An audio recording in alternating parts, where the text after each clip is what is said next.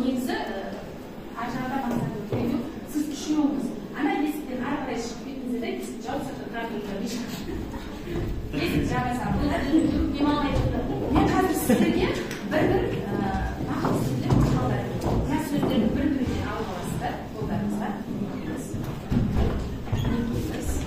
Мінекей сіздерге бір-біреуден алыңыз, сіз біреуін алыңыз, сіз біреуін алыңыз, сіз біреуін алыңыз, сіз біреуін алыңыз, сіздер қосып қойыңыз. Бәріңізге жетті ма? Бір-біреуден? Болды. Жетті ма бәріңізге? Жоқ, құрастырмаймыз, сіздерге тапсырма ондай емес. Енді мен сіздерге тапсырманы айтайын. Қазір сыптағы мен қыздарды шақырамын.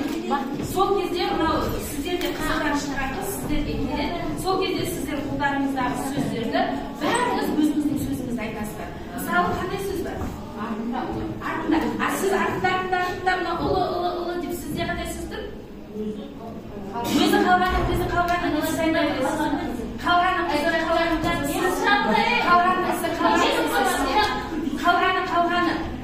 сізде жоқ па?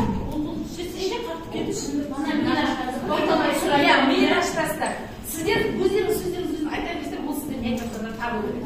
Түсінесіздер ғой, иә? Сіздерге өздеріңізге келген уақытта сіздерге тап солай. Өздеріңізде тұрған сөзді айта берсеңіздер, тоқтамай бірге. Иә? Сіздерге де дәл солай тапсырам, иә? Қыздар келе қойыңдар. Саида. Үшеуіңіз де келе қойыңыздар.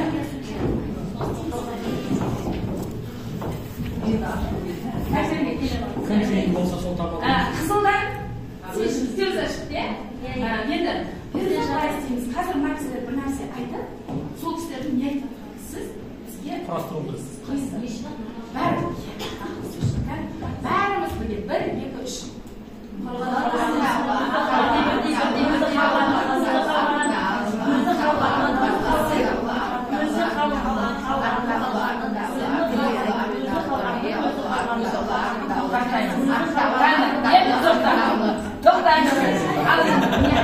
Ана сөйлесе жоқ, ана көзі ашып жұмып отыр.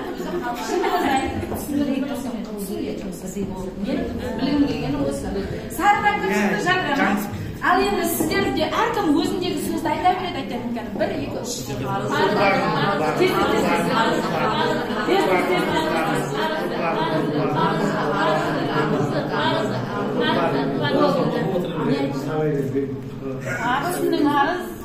Болды, иә? Іштеңіз, жарықтар. Енді сіздер, ағайлар, сіздер өздеріңіздегі сөздерді айтыңдар, Саида тыңдап тұрады. Бірдей.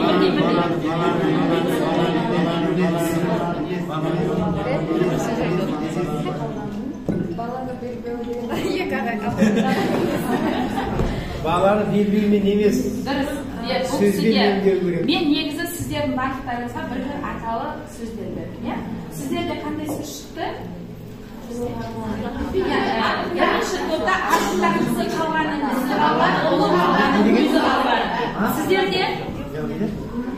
сіздерде бір сөз айтыңыз.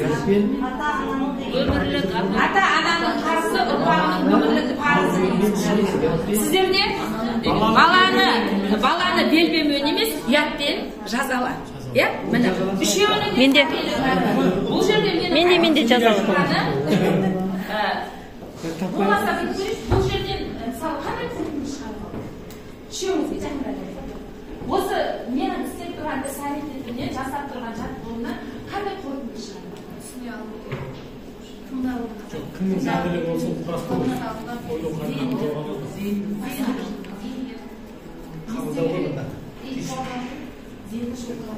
Енді бұл жерде мен айтпағым, барлығымыз ата-анамыз, барлығымыз ұстазбыз, барлығымыз психологпыз. Бұл жерде мен айтқым келіп тұрғаны, мысалы, балаға біз кейде бір тапсырманы берсек, ол бізге оны орындамайды, иә, бала. Үйде де сондай өз балаңызды алыңызшы, бірдеңені айтып кеткен кезде, ол оны орындамайды. Себебі біз жаңағыдай жағдайда айтыспай кеттік. Оның ойы бізде болады. Ештеңеден естіген жоқ, түсінген жоқ, ол солай қалды. Қалса ода бала қалды, немесе артында қалды, немесе жаңағы белбеу қалды, бірақ толық ешнәрсе тапсырма берілмеді. Бұл жерде мен айтқым келіп тұрғаны, қай уақытта болмасын, алдымен баланың зейінін өзіңізге аударып алып барып, үйде де үнемі тапсырманы солай беру керек дегенді түсіндіргім келді. Бала мектепте болсын, үйде болсын. балаларға. Мен айтқаным осы. Рахмет сіздерге. Мына үш қыздар